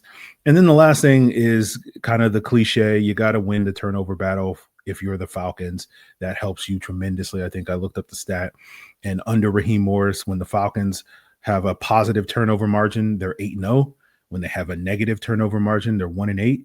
And when it's an even turnover margin, they're 2-4. So basically, if as long as they get more takeaways than giveaways, they're going to win the game up to this point. And we've seen Tua Tagovailoa throw a lot of interceptions this year. I watched all of them earlier today. A lot of them are just, underneath linebackers seem to really give Tua some problem. They seem to be, predators that are in their cloaking device, and they just sort of materialize and then all of a sudden snatch an interception. So hopefully with Xavier Watts, as you mentioned, Jesse Bates, these guys are known to take the ball away. We'll see if Billy Bowman's back this week as a nickel corner. He's been out the last 2 weeks dealing with some injuries. But hopefully, Caden Ellis got an interception last week. Hopefully JD Bertrand will be able to take advantage of the gifts that Tua likes to give. We're not quite in the holiday season quite yet, at least in Halloween. Yeah, it's some candy on Halloween, right? Yeah, so let's do some trick-or-treating, I guess you could say, when it comes to these gifts of some of these turnovers. Get some of those turnovers, and then again, going back to just like, hey, Michael Penix been pretty good about not turning the ball over, and especially should be even better not turning the ball over if all he has to do is hand the ball off to Bijan, and that's a successful formula for success for this Falcons offense. For sure. I'm looking forward to this game and kind of picking up the aftermath for. I'll be tuning into Locked On Falcons after the game for sure. And any Falcons fans that want to hear potentially another crash out on Locked On Dolphins, swing over after the fact, and we'll have you covered. We'll see. Again, we'll see about that, Kyle. But 7.5 point favorites for the Atlanta Falcons as of this recording over at FanDuel. it sounds like you feel like it's a pretty good odds that the Falcons will cover that spread. Is that fair? Yeah, I think so. It's too many mistakes for Miami, too much sloppy football, and Atlanta is obviously a different team when they're playing at home right now, so that they have that working for them as well. Be sure you go and subscribe to Locked On Falcons with Aaron. You subscribe to Locked On Dolphins with Kyle, part of the Locked On Podcast Network, your team every day. That'll do it for the 1 p.m. slate of games, but it will not do it for us here on the Ultimate NFL Pregame Show. Coming up, we'll dive into the 4 p.m. slate. Some great matchups to talk about there. Stay tuned. Plenty coming around the Ultimate NFL Pregame Show. First, the show is brought to you by Rippling. If you're a business owner, here's the truth. SaaS promised to make work easier, but now the average company is buried by hundreds of apps that slow down your teams and simply don't work together. That's not SaaS, that's SAD, software as a disservice. That's why you need Rippling. Rippling is the unified platform for global HR, payroll, IT, and finance, all in one place. They've helped millions of businesses replace a mess of discounted tools with one system designed to give leaders clarity, speed, and control. By uniting your employees, teams, and departments in one system, Rippling removes the bottlenecks, busy work, and silos your software created. Everything from onboarding to payroll to IT access runs automatically and perfectly in sync. It's seriously simple to use and gives companies one source of truth for their people, data, and everything they touch. And right now you can get 6 months free when you go to rippling.com/lockedonnfl. Learn more at rippling.com/lockedonnfl. That's rippling.com/lockedonnfl for 6 months free. Terms and conditions apply. Moving along on the Ultimate NFL Pregame Show, Kevin Oestreicher still talking week 8 of football. Going to be a great week of games, and we're going to dive into the 4:25, 4 o'clock matchups here, starting off with the Dallas Cowboys and the Denver Broncos. Dallas, they picked up a dominant win over the Commanders in week 8, and the Broncos, they were on the good side of that Giants game, coming back down, felt like 1 billion points in the fourth quarter to secure a victory. So both teams looking to pick up a big win. Marcus Mosher of Locked On Cowboys and Sarah Bedinger of Locked On Broncos take you through everything you need to know. Marcus mentioned it earlier. It really feels like this game between the Broncos and Cowboys is a turning point game for both teams. The Broncos enter this week 5-2. The Cowboys at 3-1, looking to get back above 500 and keeping pace with the Eagles out there in the NFC East. So what's going to go down, or how is it going to go down if either of these teams is going to get a win? Marcus, I want to hear from you. What are your thoughts here? What do the Cowboys absolutely need to do if they're going to go into Denver and get a win this week? They can't let Bo Nix just dink and dunk the ball down the field. And we know that's what Sean Payton wants to do. He wants to throw 55 screens in a game, get the ball to his playmakers, and let them try to make plays after the catch.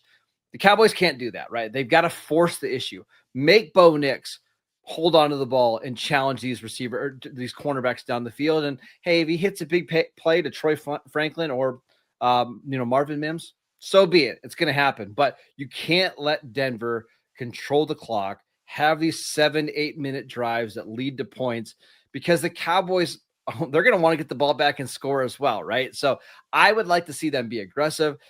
We know that Sean Payton is going to be aggressive. He's going to call up a good game. He's going to be aggressive on that side of the ball as well. Make Sean Payton play left-handed. Make him do some things he doesn't want to do. And I think the Cowboys could potentially have some success on that side of the ball. Yeah, I agree. I think that was the formula for the New York Giants, right? Was, hey, we'll let you guys do sort of the dink and dunk if you want to try it, and we're going to rally and tackle. We're going to make it difficult for your run game to get going. They had it figured out for the majority of that game, and then all of a sudden, poof, their lead disappears. I know all of Cowboys fans were excited to see that as well. Yes. But yeah, I think on the other side of that, the Broncos also want to be aggressive. I think they have to be in order to win, because that sort of playing not to lose mentality comes across in the way those first 3 quarters went down against the Giants, right? It felt like, okay, you're being overly conservative. You're not pushing the ball downfield all that much. Predictability on offense. This is a week I think the Broncos have to try and be aggressive. And I think they can be, right? You mentioned it. Dallas's defense has struggled this year.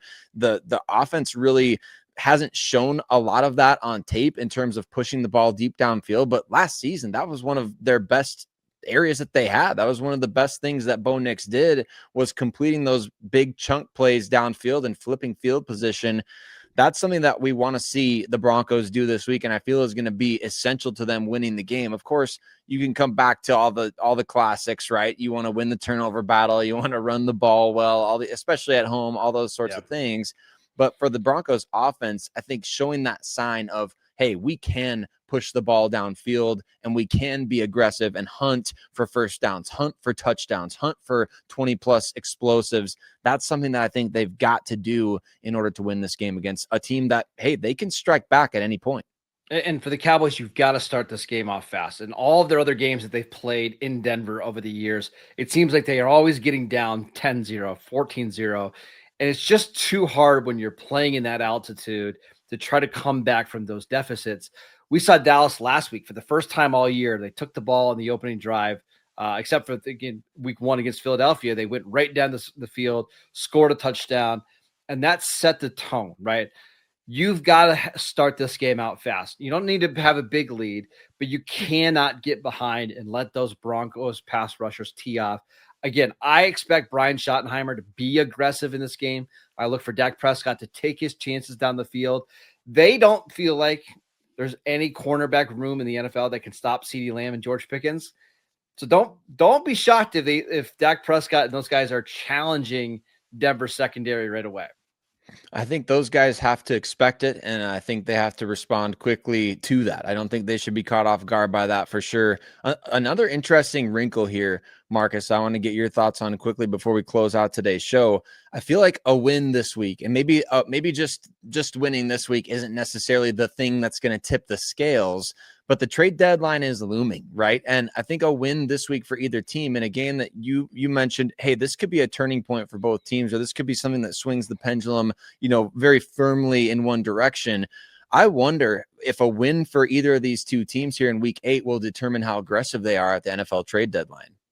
Oh, I fully expect it. If Dallas wins this game, I think they pull off a big trade over the next week. Maybe they try to steal a really talented pass rusher from your division in the AFC West. I'm sure Bronco fans wouldn't be upset about that. But no, you're right. If Dallas were to win this game, I would expect them to be highly aggressive before their Monday night game against the Cardinals. They have a bye after that.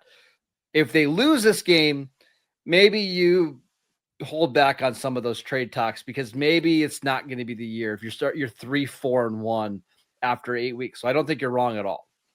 Yeah, that'll be interesting to see. And like you mentioned, I mean, that perception of the Broncos wide receiver room, if maybe that continues in this game, maybe you do see George Payton take an uncharacteristic big swing at somebody out there. I know a lot of Broncos country would love to see Chris Olave trade his New Orleans Saints uniform for a Denver Broncos uniform, but we'll have plenty of talk about the trade deadline. Check out Sarah over at Locked On Broncos. Check out Marcus over at Locked On Cowboys, part of the Locked On Podcast Network, your team every day.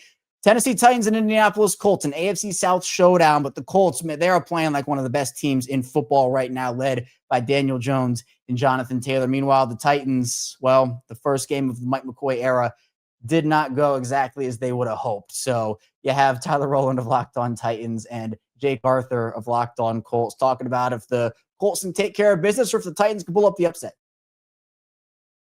All right, welcome back, everydayers of Locked On Colts and Locked On Titans. We are taking you through this journey that is Colts and Titans this Sunday at Lucas Oil Stadium. So we've hit on it a little bit here. We don't want to give the Titans zero chance to win, and they are quite Why not, Jake? heavy underdogs on the sports books. But just out of respect for the guys that are going out there on the field, you know what? If the Titans are going to win, hypothetically, what will they have to do right? Well, I think the reality is, they're going to need the Colts to play bad. Like when you're a team like the Titans that is less talented, worse coaching, missing some of your highest paid players, like, will Calvin Ridley come back and play in this game? They didn't have Calvin Ridley last week, or really for the last 2 weeks, because he went out early. So, when you're a team that's not good already and you're missing your best players that you have of limited talent, it makes it even more difficult. So it's like the Titans aren't going to be able to just go out there and play their best ball and win, because their best is still probably not good enough to beat the Colts worst at this time. What they really need is the Colts to play an absolutely miserable game. They need, a couple of stupid mistakes, a muffed punt, a couple missed kicks, a shanked kickoff to give them good field position, turnovers from the offensive side of the ball. Like, if the Titans play their best game and the Colts play their absolute worst, then there is a chance. You know what I mean? There's at least you're telling me there's a chance. You know what I mean? Like, they got a second. So I think it's a classic underdog playbook. And it's funny because I feel like I say this every week, but it is the reality of where the Titans are at. They're going to need to win the turnover battle by 2.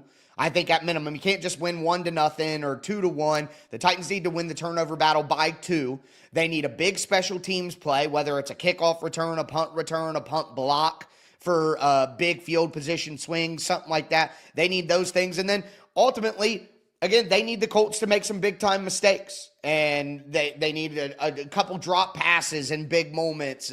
Daniel Jones to make a Cam Ward-type play where he just fumbles the ball out of nowhere for no reason. You're going to need some things that are unexpected. So I think while the Titans, it's a division game, 14.5 points on FanDuel. I mean, that is a lot. 14.5 is a lot. But at the end of the day, I think it's fair with how the teams are playing. But as a division game, weird stuff always happens. There's weird stuff that often happens between these two teams in one way or another. So if the Colts play a bad game and the Titans get some of that classic underdog mojo with turnovers and special teams, then they have a shot, any given Sunday, I guess. But with how bad consistently the Titans have been and how consistently good the Colts have been, it is, one of the biggest mismatches of the entire NFL season. Yeah, there's not many other ways to paint it. For the Colts, I do think they would have to have basically a game like they had against the Giants at the end of last season. There was zero reason for the Colts to lose that game, but it's like they didn't even get off the bus. And every positive thing that could happen for the Giants did happen, and everything the Colts could do wrong, they did it.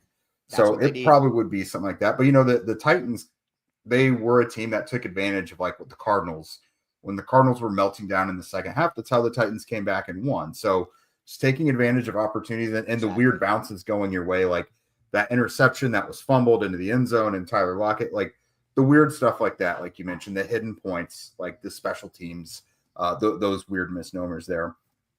For the Colts, I'm curious. I mean, that you don't ever want to take any opponent lightly, but like, do they just kind of go for the mercy kill where they run the ball 30 plus times and like make this the quickest game of the season? Or like, do they try and do their thing, like paint the defense with the passing game in the first half and then use Jonathan Taylor in the second half? Like, what's going to be their mode of attack?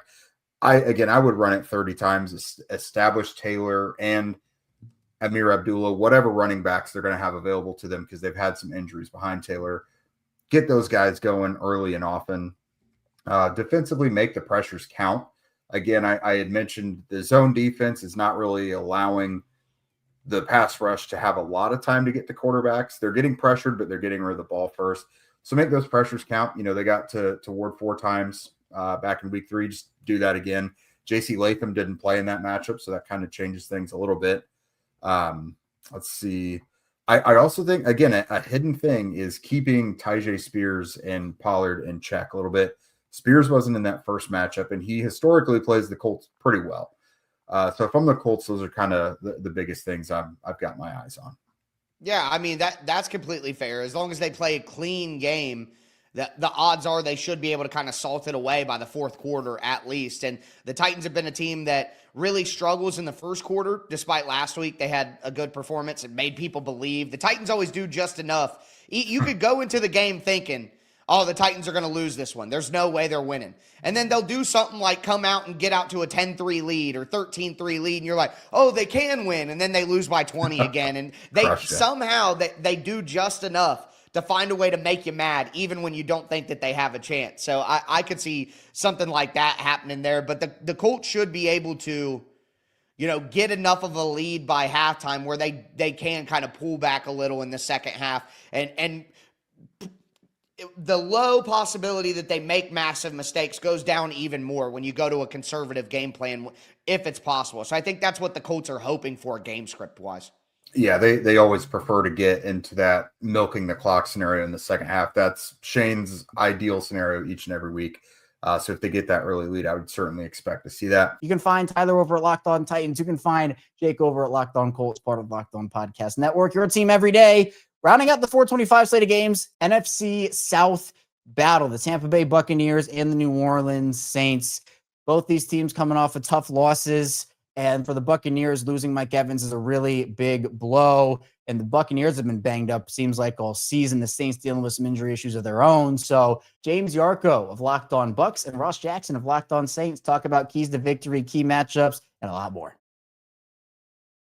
Let's get it, everybody. Wrapping up this crossover Thursday edition, Locked On Bucks and Locked On Saints, with what each of these teams needs to do to get a win. And surprise, surprise, the conversation at least starts around each of these quarterbacks. So, James, let's start off with you. Traveling here to New Orleans, what do the Tampa Bay Bucks need to do to get a win this weekend?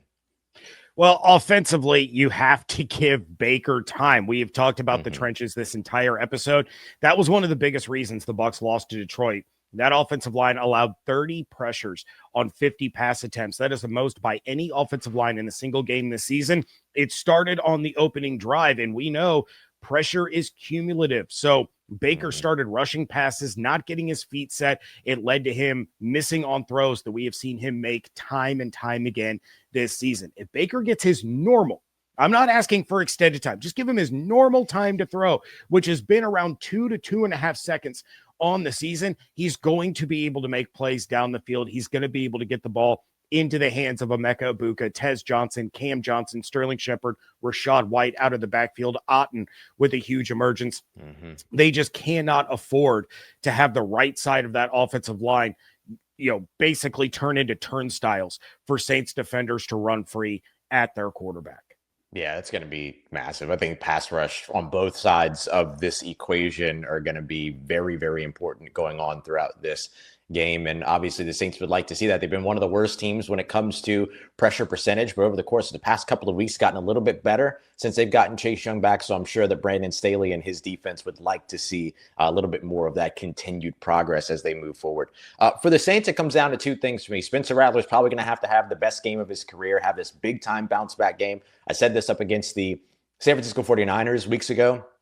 And I thought that Spencer Rattler did at that time have his best game of his career. It gave them, they were pretty close in terms of being able to win that one. But in this one, it's going to have to be undeniable. And it's not going to have to be something to where it's like, oh, if they would have completed that touchdown pass, then it would have been a strong game for them or anything. They've got to get that done. They have to be able to go out there and make those plays. And so I think that that's going to be a big piece to it. And then the Saints defense needs to take the football away and then give that offense and Spencer Rattler some more possessions and some more opportunities with the ball in their hands. The Saints right now have 9 total takeaways on the season, James. 5 of them came in one game.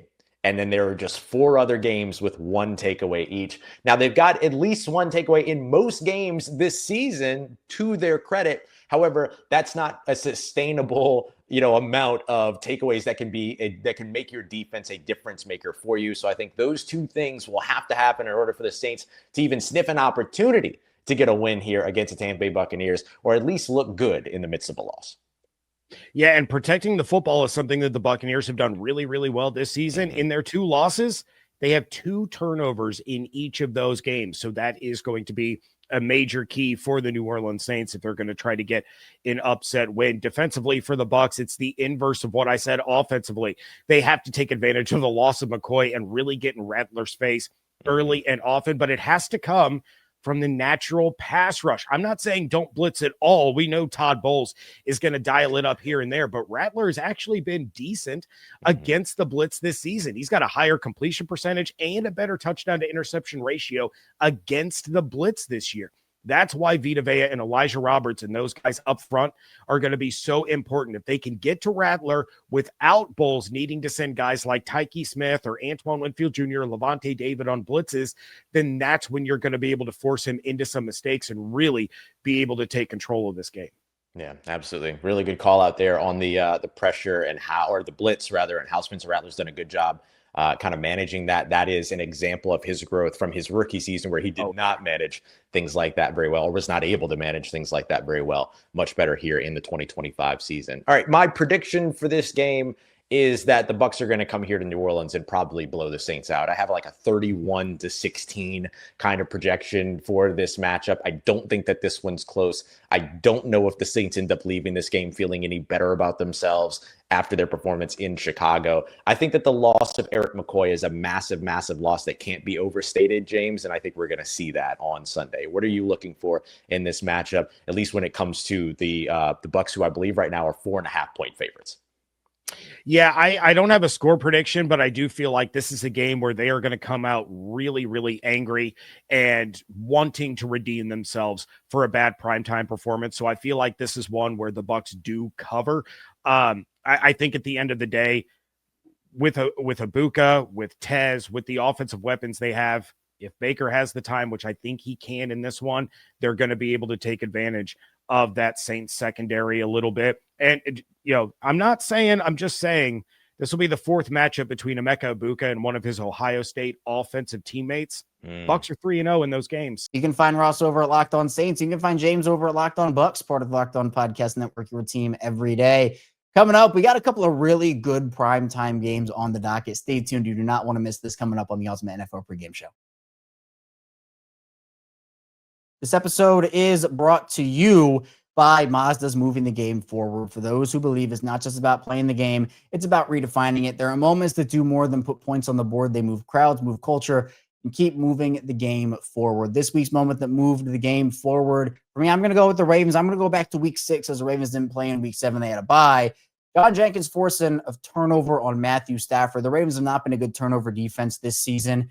And John Jenkins has been one of the unsung heroes of that defense, not necessarily thought of to be a big contributor this season, but he has certainly done that. And so it's given him confidence, it feels like. And honestly, hopefully it gives the Ravens confidence because they need to win badly in week number 8. But plays like that from John Jenkins, I mean, that's the positive outlook the defense has to continue to look at, is they can force turnovers. And hopefully that moves them forward. When you follow what moves you, the unexpected is only the beginning. And just like there's more to every highlight, there's more to a Mazda vehicle. Mazda, move and be moved. Moving along on the Ultimate NFL Pregame Show, Kevin Ostreicher still talking with you here about the NFL football action for week number 8. Appreciate everybody for being here. Let's dive into these primetime games because they are good. The Green Bay Packers and the Pittsburgh Steelers. Aaron Rodgers playing his former team here in Green Bay. Steelers, they're going to look to bounce back from a pretty tough loss to the Bengals on Thursday Night Football. So Peter Bukowski of Locked On Packers and Chris Carter of Locked On Steelers talk about which players to watch and a lot more.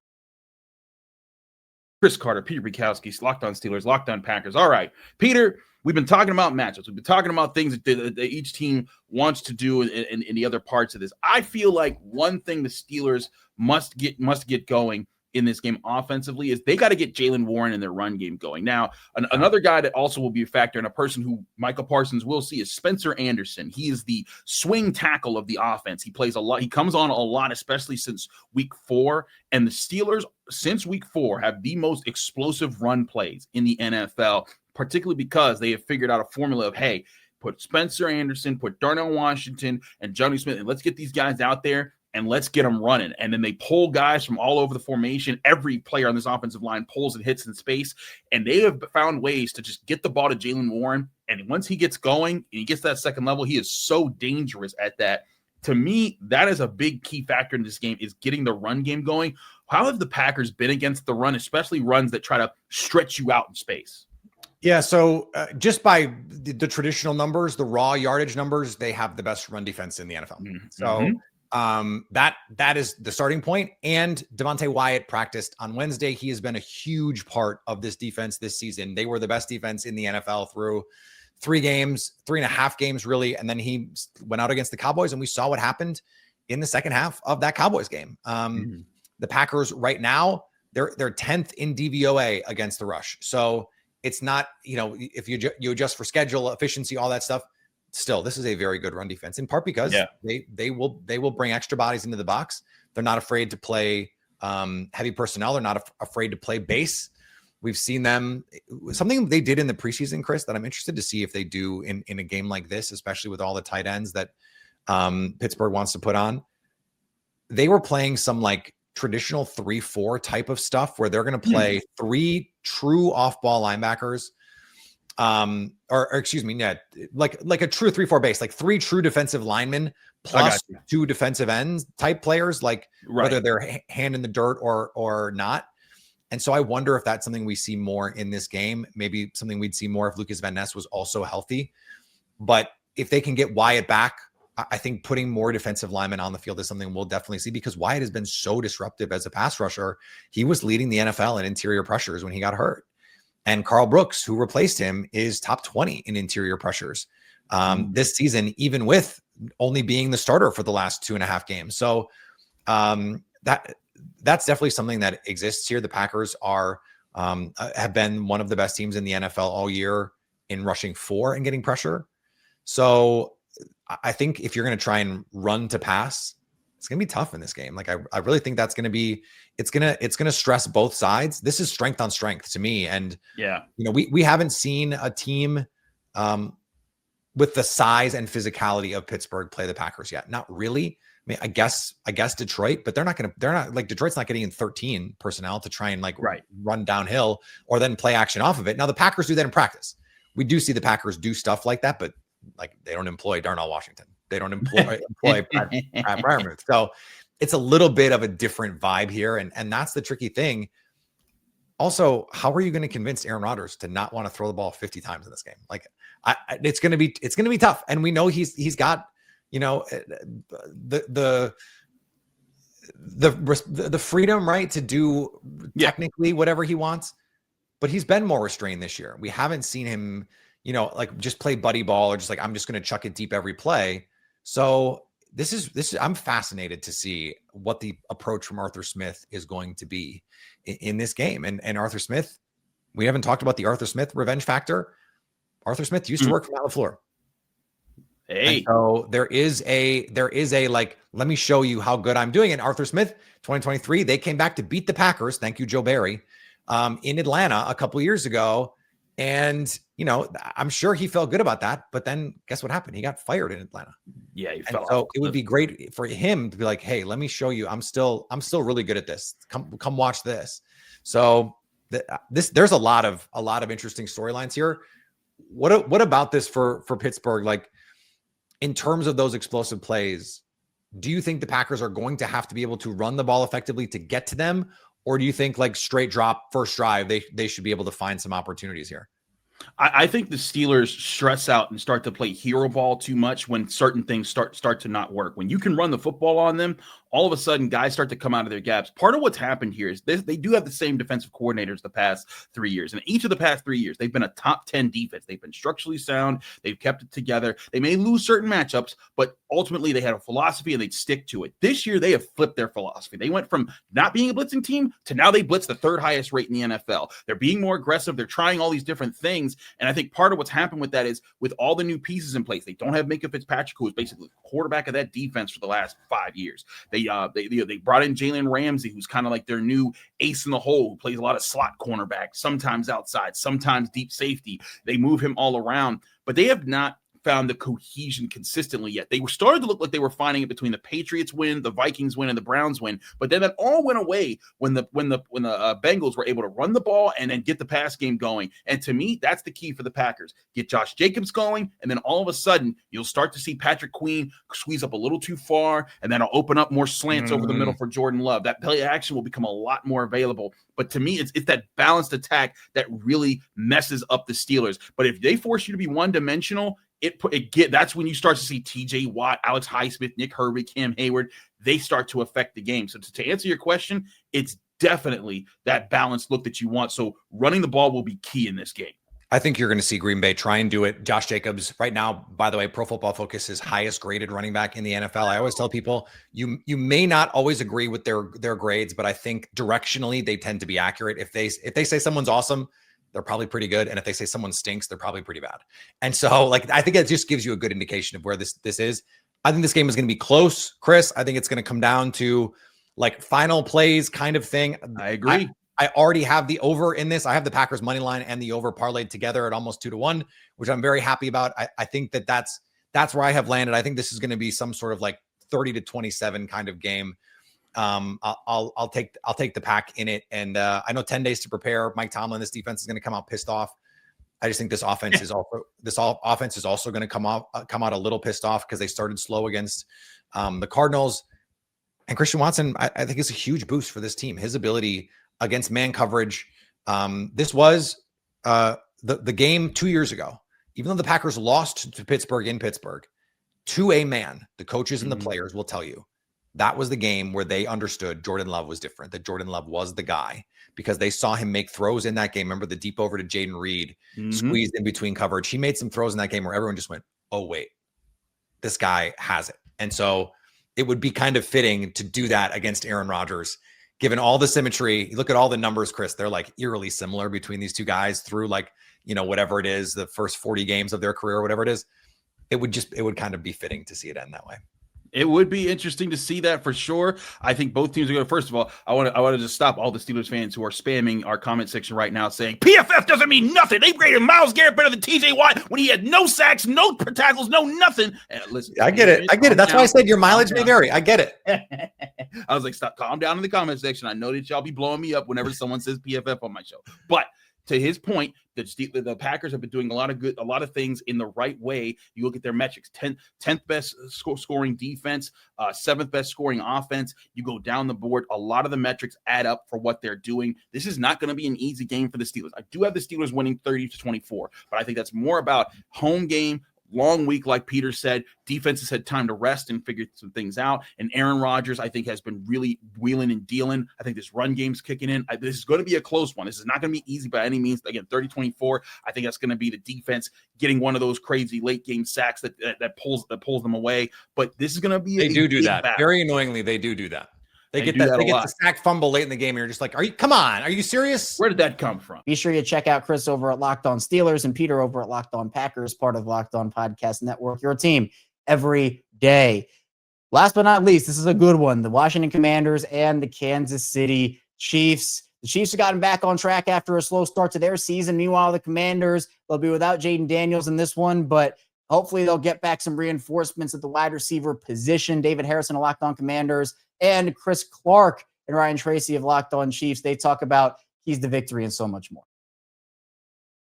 This is the fun part of the show for me because we start getting into, we talked about matchups a little bit. We talked about kind of the bigger storylines, but now it's keys to victory. What is it that you think that the Commanders can do to try to get and steal a win in Arrowhead on Monday night? Yeah, three things. Number one is they got to take the ball away. I'm going to go 2 times. They got to take the ball at least 2 times. And, that might sound like a somewhat, reasonable number, but they've got 3 takeaways all year. So, yeah, that's a big problem for the Commanders defense right now. Offensive penalties. Yeah, I think if I remember correctly, it's over 60% of their penalties as a team so far this season have been offensive holding and false start penalties. And what it's doing is it's leading to one of the worst third down offenses in the NFL. Now, they actually converted I think north of 50%, right around 50% against the Dallas Cowboys. So that's an improvement. But unfortunately, it didn't produce the points that you need to keep up in a track meet against them. But that's got to continue. You got to continue to be good on third down. It starts with those penalties. And then the last one, and you guys kind of touched on it already just a little bit. Cliff Kingsbury, I've been shouting it from the rooftops on Locked On Commanders, and not that he should be listening to Locked On Commanders and making decisions off of it, but this is a run first offense. Even with Jaden Daniels, this is a run first offense. And Cliff is just, I don't know if he's not drinking the Kool-Aid or he's not seeing the same thing. And certainly, I will never claim to know more about football and offenses in the NFL than Cliff Kingsbury, but I like me, so I agree with me. And I think that the best way to start off this game is a whole lot of duo, a whole lot of Trent Scott being an extra down lineman. Honestly, brother, bring 2 eligible linemen. Bring Trent Scott and Andrew Wiley onto the field. Let's put 7 big guys on the offensive line, duo everybody, and give Chris Rodriguez the ball between the guards, set up Ja'Cory Krosky-Merritt for perimeter edge runs, bring in Jeremy McNichols as a savvy veteran to do a little bit of all of it, and pass protect in your obvious passing downs. And I think that just, listen, I watched a few Chiefs games in my day, specifically covering the Tampa Bay Buccaneers, and when you're mismatched as much as this team is right now, especially due to all the injuries, you got to come out and punch them in the mouth, man. You got to come out and you just have to just be a bully. Try to be. I mean, you're in their yard. You got to try to be a bully. I said it on our last squad show. Like if you're Chris Jones, man, I want to see this team. I don't care where you're lined up. Chris Jones wide 9. I want to see 2 offensive linemen chasing that dude down. And I want to see Chris Rodriguez running right behind those 2 linemen and just do a Commanders version of tush push. Put Chris Jones on his back, buried underneath 2 fat offensive linemen while Chris Rodriguez Jr. piles up on top of him. You may only get 2 yards, but man, if you can just put some physicality on the Chiefs defense, that's the best way to get an angle on them. I don't think it's going to happen. It's just what I would do. And that's what I'm going to say because this is the show. So again, that one is probably not likely to happen, but I would love just try it, man. Like if you can get under Chris Jones' skin, if you can get Chris Jones on the ground a few times, you might have a chance to shake this team's confidence just a little bit. You're not wrong. And I like you too, David. That's good. I'll tell you this. So the key for me is similar. And I do think McNichols might be the guy that can hurt them the most with his versatility. Yeah. They're going to make some assumptions there. But your plan, especially 7, but certainly 6 offensive, might throw mine off. Because the key for me, the matchup that has to happen here is the Chiefs have to win with George Karlaftis against Josh Conerly. You and I have watched in person enough offensive tackles to know that you have to exploit what you can find there. And this is a big game. Chris Jones, like you said, is going to get moved around, and you might even chase him down with 2 linemen. So it's up to George Karlaftis to be the new catalyst of this pass rush, and that has to go through Conerly. That's the number one thing that I'm watching when the Chiefs are on D. I really love what you said, David, because the one thing that I would say that the Commanders are going to have the ability to do is if they come in with 6 or 7 offensive linemen and they try to run it at Kansas City, you're attacking one of their biggest weaknesses because right now they're going to be struggling in defensive tackle. They just lost Omar Norman Lott for the season, a talented second-round rookie, but they're going to really be hurting at that defensive tackle position. And if you're going to continue to run the ball over and over at them, I think that is a huge boon for this team, for the Commanders. And it also does something else. If you can be successful and get 3 or 4 yards per carry, if you're successful enough to where you're keeping the ball out of Patrick Mahomes' hands, that absolutely helps you as well. So I do think that could be a huge key for them. When I look at this game, it's just a question of, can Kansas City continue to show who they are on offense? And what I mean by that is doing exactly what we talked about in the last segment, attacking the secondary. Find where you think they have weaknesses in the secondary and try to exploit them as much as you possibly can. Get these wide receivers going even more. And the one thing they didn't do last week, and I am guessing that they probably won't do a bunch of this week, is throw the ball deep. I would love to see a couple of deep shots just to continue to try to work on that and getting it ready for later in the season when they're playing some other teams, but also for the playoffs. So to me, it's continue attacking on offense, continue showing aggression. And one other thing that you noted, the Commanders haven't been great at getting turnovers, but the Chiefs have been very, very good at not turning the ball over. So them turning over the ball twice in one game would be something they haven't done all season, hoping that trend continues. Yeah, what's crazy, guys, is the Washington Commanders have only given the ball away 8 times this season. I say only. It's about mid-level, right? It's about middle of the pack. But of all the teams who have given the ball away 8 or fewer times, I should say, this season, the Washington Commanders are the only team that's even -2 in turnover, more than -2 in turnover differential. And they're -5.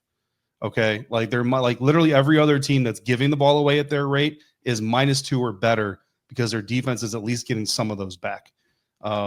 They got to find a way to after the football. I mean, I don't know exactly what the answer is, but they got to find a way to get it done, because when you're a veteran like Marshawn Lattimore, simply being in position but not making the play is not good enough. That's like Trey Amos. If Trey Amos is there, but Rashee Rice and Patrick Mahomes just make a better play, he's a rookie, brother. You can get over that for the moment. You're Marshawn Lattimore, man. You can't ride on that wave. You mentioned it already. Rashee Rice in the slot against Mikey Sanders. So that size matchup difference. Mikey doesn't look 5'8" against a lot of people, but he looked 5'8" against Drake London. I know Drake is bigger than Rashee Rice, but I think Rashee is another one of those guys that can make him look 5'8". And then Mikey is not slow, but I think Xavier Worthy can make anybody look slow. So I think Mikey is in for a long night. We'll see if he can step up. He's got the football IQ. He certainly has the tenacity for it. You know what I mean? He's not going to back down to the challenge. And look, if they're going to get 2 takeaways, Mikey has the only interceptions on this defense all season. So maybe that's where they're going to come. I don't know, but it should be a lot of fun, man. And I know some Commanders fans are like, man, this dude sounds really sad. Y'all got to remember, we're like 3 hours removed from finding out officially, well, unofficially, I guess the team hasn't said anything, but officially via my source that Jaden Daniels isn't playing in this game. So, it's just a little bit of what it is, but we'll see. Again, Terry, Debo, any given Monday. See what happens, man. Maybe there's like a racing video out there from Rashid that hasn't hit the surface yet. We can find that and get that out there before Monday.